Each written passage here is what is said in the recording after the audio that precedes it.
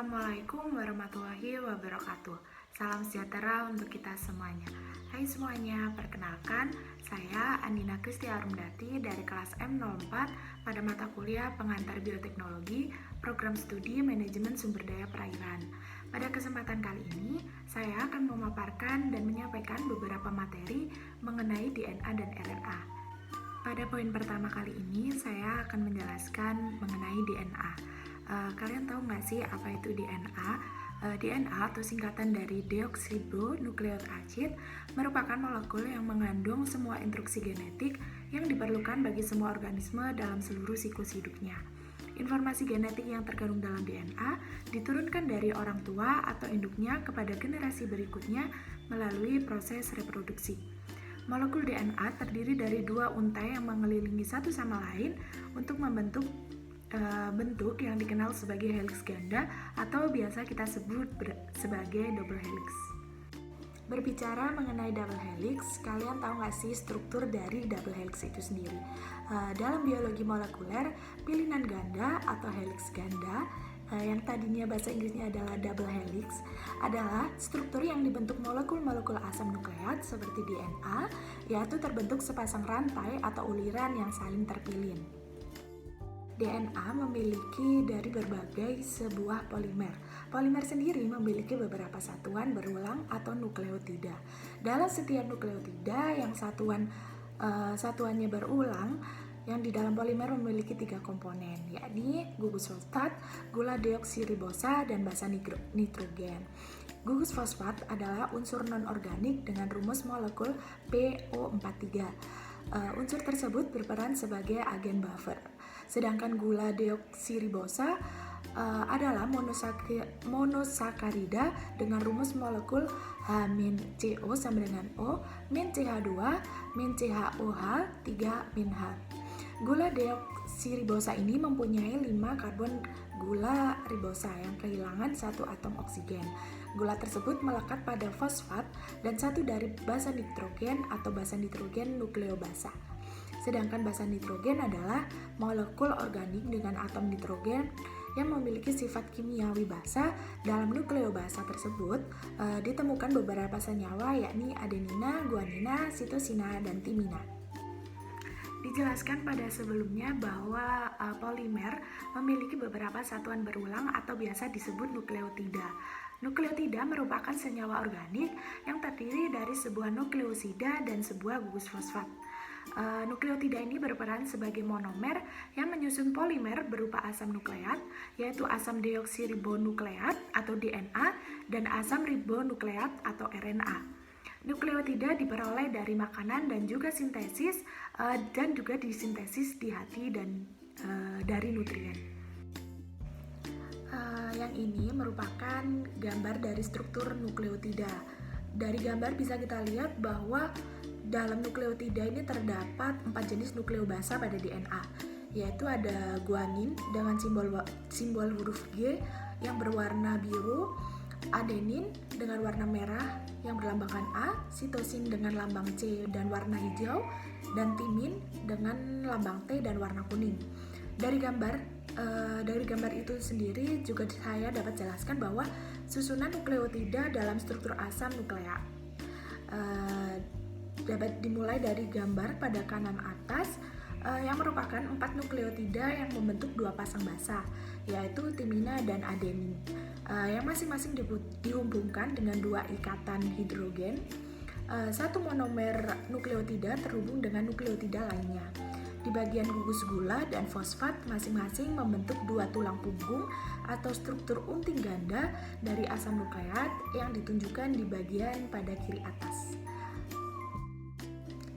Sedangkan untuk gambar tambahan berikut ini menggambarkan bahwa nukleotida monofosfat yang dimana basa nitrogennya mewakili satu sisi pasang basa.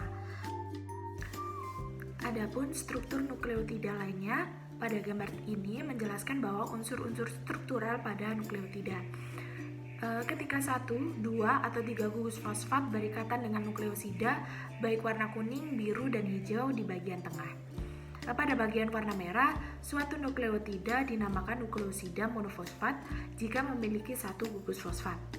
Penambahan gugus fosfat yang kedua membentuk nukleosida difosfat, serta penambahan gugus fosfat yang ketiga atau selanjutnya membentuk nukleosida trifosfat. Basa nukleosida dilabel sebagai base dan glycosidic bond atau ikatan glikosidik. 5 basa nukleosida kelompok purin dan pirimida dicantumkan di bagian kanan atas yang berwarna biru. Nukleotida tentunya tidak berdiri dengan sendirinya, pastinya ada komponen penyusunnya. Komponen penyusun nukleotida yaitu basa nitrogen, gula pentosa, serta salah satu atau lebih dari gugus fosfat. Bila ketiga subunit ini bergabung, maka akan membentuk nukleotida bersama nukleosida monofosfat yang sebelumnya telah dijelaskan. Basa nitrogen merupakan informasi pusat yang membawa bagian dari struktur nukleotidan. Sedangkan gula pentosa merupakan monosakarida atau 5 karbon dengan rumus CH2O5 yang membentuk 2 kelompok yaitu aldopentosis serta ketopentosis. Namun gula pentosa yang ada pada nukleotida adalah aldopentosis. Sedangkan yang terakhir atau penyusun yang ketiga yaitu gugus fosfat adalah suatu penyusun yang membedakan nukleotida dari nukleosida. Penambahan ini akan mengubah nukleosida yang semula basa menjadi asam. Gugus fosfat sangat penting karena membentuk ikatan fosfodiester dengan gula pentosa untuk membuat sisi tangga DNA. Nukleotida juga ada dengan sendirinya serta bisa menjadi bagian dari molekul selain DNA. Contohnya seperti energi pembawa ATP merupakan bentuk dari nukleotida itu sendiri loh. Ada nukleotida, juga ada nukleosida. Merupakan sebutan untuk bagian dari nukleotida yang tanpa gugus fosfat. Merupakan juga kerangka dasar bagi terbentuknya AMP, ADP, dan ATP. Berdasarkan gula pentosanya terdapat 2 macam nukleosida, yaitu ribonukleosida yang mengandung gula ribose dan deoksiribonukleosida yang mengandung gula deoksiribosa. Nukleosida terdiri dari basa nitrogen yang terikat secara kovalen dengan gula berupa ribose atau deoksiribosa tetapi tanpa gugus fosfat itu sendiri. Jadi mirip-mirip dengan nukleotida, namun nukleosida ini tidak memiliki gugus fosfat. Pada gambar dapat kita lihat perbedaan dari nukleotida dan nukleosida. Pada bagian atas merupakan nukleotida dan pada bagian bawah merupakan nukleosida. Poin selanjutnya yaitu mengenai ikatan fosfodiester. Nukleotida satu dengan nukleotida lainnya terhubung melalui gugus fosfat dengan membentuk ikatan kovalen yang sangat kuat yang biasa disebut ikatan fosfodiester itu. Ikatan fosfodiester terjadi ketika tepatnya 2 gugus hidroksil dan dalam asam fosfat bereaksi dengan gugus hidroksil pada molekul lain untuk membentuk 2 ikatan ester. Selanjutnya penjelasan mengenai gambar di samping ini bahwa dalam DNA dan RNA ikatan fosfodiester adalah hubungan antara atom karbon yang digambarkan pada posisi 3 dari satu molekul gula dan atom karbon pada posisi 5 dari atom lain. Deoksiribosa dalam DNA dan ribosa dalam RNA, ikatan kovalen yang kuat terbentuk antara gugus fosfat dan 2 cincin karbohidrat berkarbon 5 atau pentosa di atas 2 ikatan ester. Basa nitrogen. Basa nitrogen dapat dibedakan menjadi 2, yaitu basa purin dan basa pirimidin. Pada DNA, basa purin terdiri dari adenin, guanin, sedangkan basa pirimidin terdiri dari timin dan sitosin. Adenin selalu berpasangan dengan timin, sedangkan sitosin selalu berpasangan dengan guanin. Antara adenin dan timin dihubungkan oleh 2 ikatan hidrogen, sedangkan antara sitosin dan guanin dihubungkan oleh 3 ikatan hidrogen. Selanjutnya yaitu pasangan basa. 2 nukleotida baik dalam DNA dan RNA yang saling komplementer dan terhubung oleh ikatan hidrogen disebut dengan pasangan basa. Adenin membentuk pasangan basa dengan timin, sementara guanin berpasangan dengan sitosin, seperti pada penjelasan sebelumnya. Pasangan basa juga merupakan mekanisme dasar bagi kodon pada mRNA untuk dikenali oleh tRNA pada saat translasi dalam pembentukan protein. Berdasarkan bentuknya, DNA dibagi menjadi 3. DNA yang pertama yaitu ada bDNA. Satu putaran bDNA memiliki 10 pasang basa, diameter 20 angstrom, tinggi 34 angstrom, dengan inti pusat yang kokoh, serta bDNA memiliki cincin gula deoksiribosa berupa endokonformasi C2. Macam DNA yang kedua ada aDNA, merupakan bentuk dari bDNA yang berubah karena mengalami dehidrasi. aDNA memiliki heliks 10 pasang basa berdiameter 26 angstrom, tinggi 28,6 angstrom pada satu putarannya. aDNA memiliki inti yang berlubang seperti pada gambar karena pasangan basanya dipindahkan menjauh dari sumbu pusat. Dan macam DNA yang ketiga ada zDNA. zDNA ini memiliki bentuk double helix kidal karena bentuknya berputar ke kiri bukan ke kanan seperti pada bDNA atau aDNA. Setiap putaran helix zDNA mengandung 12 nukleotida dengan pola zigzag dan inti yang padat. Helixnya memiliki diameter sebesar 18 angstrom dengan tinggi 44 angstrom, yang berarti zDNA lebih sempit dan lebih panjang dibandingkan aDNA dan bDNA. Pembahasan materi mengenai DNA diakhiri dengan macam-macam DNA. Sekarang kita akan memasuki materi RNA. Kalian tahu nggak sih RNA itu apa? RNA yang merupakan singkatan dari ribonukleat acid adalah salah satu materi genetik yang terdiri dari nukleotida. Pada tubuh manusia, RNA memiliki peran sebagai pembawa informasi genetik dan menerjemahkannya dalam sintesis berbagai macam protein. Selanjutnya yaitu struktur RNA. RNA terdiri atas basa-basa nitrogen yang terikat pada tulang punggung gula fosfat yang membentuk satu rantai tunggal yang berpiling atau single helix, berbeda dengan DNA yang tadinya double helix. RNA secara spontan akan disintesis dari DNA, digunakan, didegradi, serta didaur ulang kembali. Basa nitrogen yang terkait pada gula fosfat RNA adalah adenin, guanin, sitosin, dan urasil, berbeda dengan DNA sebelumnya tadi. Nukleotida pada RNA berbeda dengan nukleotida pada DNA tentunya. Dalam genetika, basa nukleotida biasanya hanya disebut sebagai basa atau basa N, yang berarti nitrogen. Pada basa RNA, molekul nukleotida terdiri dari adenin, guanin, sitosin, dan urasil. Urasil menggantikan timin pada RNA. Kedua basa ini identik terkecuali bahwa urasil kekurangan gugus 5-metil. Adenin dan guanin merupakan kelas molekul bercincin 2 yang disebut purina atau disingkat sebagai R. Sitosin dan timina dan urasil semuanya merupakan pirimidin yang disingkat Y. Masing-masing dari polinukleotida terdiri dari banyak ribonukleotida, di mana setiap ribonukleotida memiliki urasil. Tidak hanya DNA yang bermacam-macam, RNA juga bermacam-macam. Macam RNA yang pertama yaitu rRNA. Dengan poin-poin memiliki struktur yang panjang dan stabil, biasa disebut RNA ribosom karena merupakan penyusun ribosom bersama dengan protein dalam sitoplasma sel, serta berfungsi sebagai pengatur dalam sintesis protein. Macam yang selanjutnya yaitu mRNA yang biasa atau sering dikenal atau sering didengar. Memiliki struktur yang pendek dan tidak stabil sesuai dengan kode genetik DNA yang dibawanya. Kode genetik disimpan mRNA dalam bentuk triplet, nukleotida, atau kodon. Kode genetik kemudian digunakan untuk mengarahkan sintesis protein. Ketersediaannya dalam sel hanya 5% dari total keseluruhan RNA yang ada dalam tubuh. Dan macam RNA yang terakhir yaitu tRNA. Memiliki struktur yang paling kecil jika dibandingkan dengan sebelum-sebelumnya yaitu mRNA dan rRNA. Terdiri atas 75 hingga 95 nukleotida yang stabil karena diikat oleh ikatan hidrogen.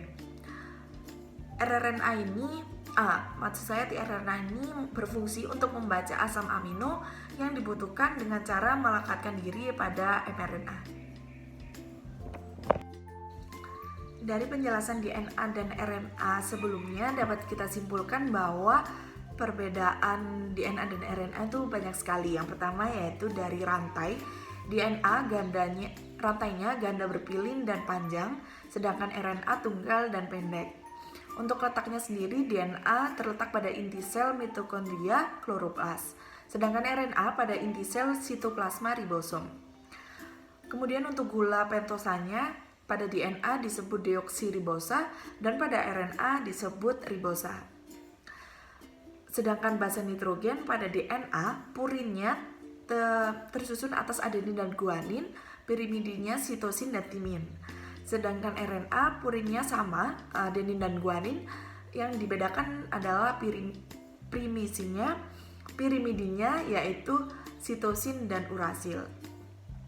Untuk kadar sendiri, DNA kadarnya konstan atau tetap, sedangkan RNA berubah-ubah.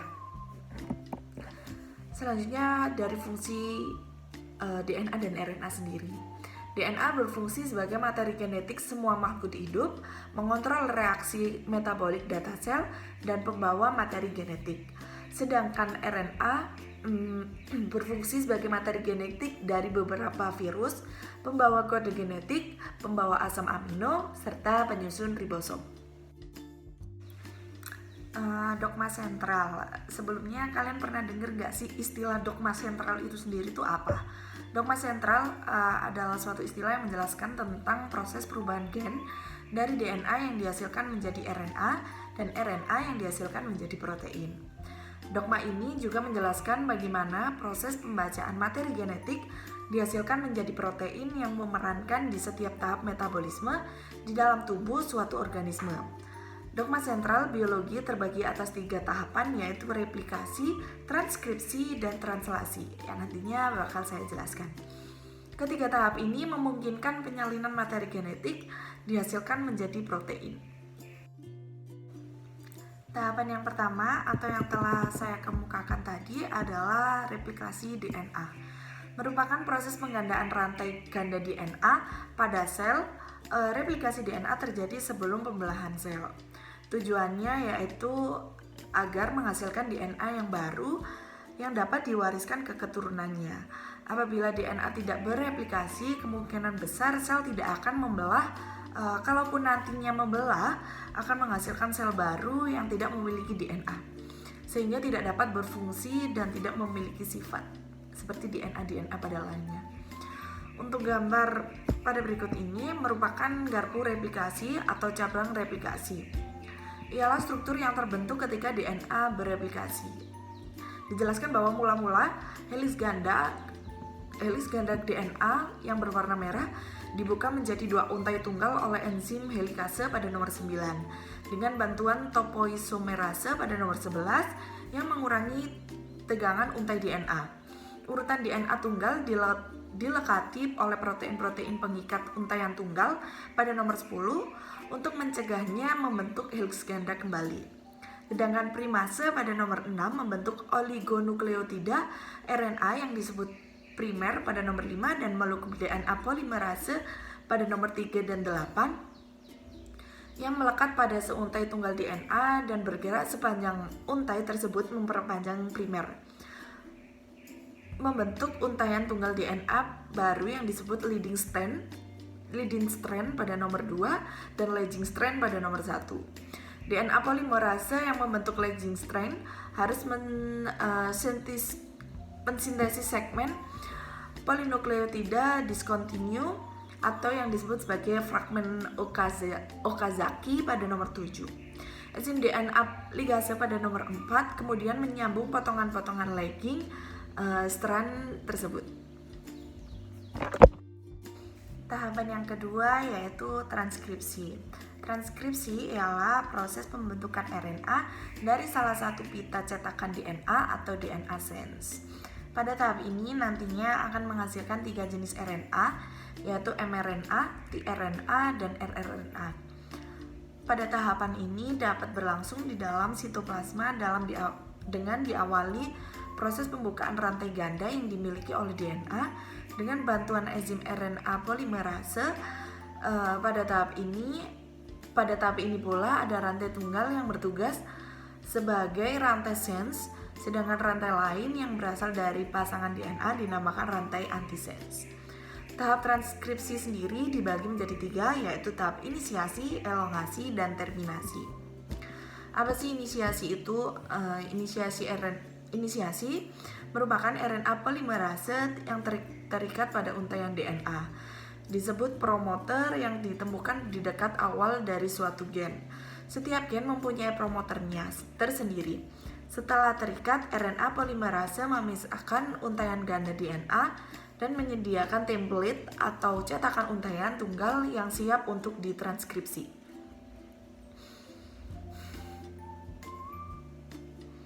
Sedangkan elongasi merupakan satu untaian DNA, untaian cetakan yang bertindak sebagai cetakan untuk digunakan oleh enzim RNA polimerase. Dan yang terakhir yaitu terminasi, yaitu urutan yang memberikan sinyal bahwa transkripsi RNA telah selesai. Setelah ditranskripsi, RNA polimerase melepaskan hasil transkripsi RNA-nya itu tadi. Dan tahapan dogma sentral yang terakhir yaitu translasi. Translasi merupakan proses penerjemahan kode DNA sehingga menghasilkan rantai polipeptida yang penyusun protein. Transkripsi dan translasi merupakan dua proses utama yang menghubungkan gen ke protein. Namun translasi hanya terjadi pada molekul mRNA, sedangkan rRNA dan tRNA tidak ditranslasi. Molekul mRNA yang merupakan salinan urutan DNA menyusun suatu gen dalam bentuk kerangka baja terbuka. mRNA membawa informasi urutan asam amino. Enzim yang berperan dalam proses translasi adalah sintetase tRNA amino asid. Sama seperti tahapan sebelumnya, translasi memiliki 3 proses, yaitu inisiasi, elongasi, dan terminasi. Tahapan yang pertama pada translasi adalah inisiasi. Pada tahap ini, kodon pertama mRNA yang bertemu dengan ribosom disebut kodon start. Kodon start ini adalah AUG. Tahapan setelah inisiasi ada tahapan elongasi. Pada tahap ini, kodon yang dibawa mRNA akan diterjemahkan menjadi asam amino. Setelah itu, masing-masing asam amino akan digabungkan oleh tRNA yang membawa asam amino untuk disusun menjadi protein. Gabungan dari asam amino tersebut akan membentuk rantai polipeptida. Dan tahapan yang terakhir yaitu tahapan terminasi. Berakhir ketika salah satu kodon stop bertemu dengan ribosom. Kodon stop ada 3, yaitu UAA, UAG, dan UGA. Pada gambar yang menjadi kodon stop adalah AUU. Proses translasi akan berakhir pada proses terminasi, yaitu ketika salah satu kodon stop bertemu dengan ribosom. Kodon stop ada 3, yaitu UAA, UAG, dan UGA. Namun pada gambar ini yang menjadi kodon stop adalah AUU. Dari materi-materi sebelumnya, saya mengambil referensi dari beberapa sumber berikut ini. Sekian pemaparan mengenai materi DNA dan RNA dari saya. Kurang dan lebihnya saya mohon maaf. Saya akhiri. Wassalamualaikum warahmatullahi wabarakatuh. Salam sejahtera untuk kita semuanya.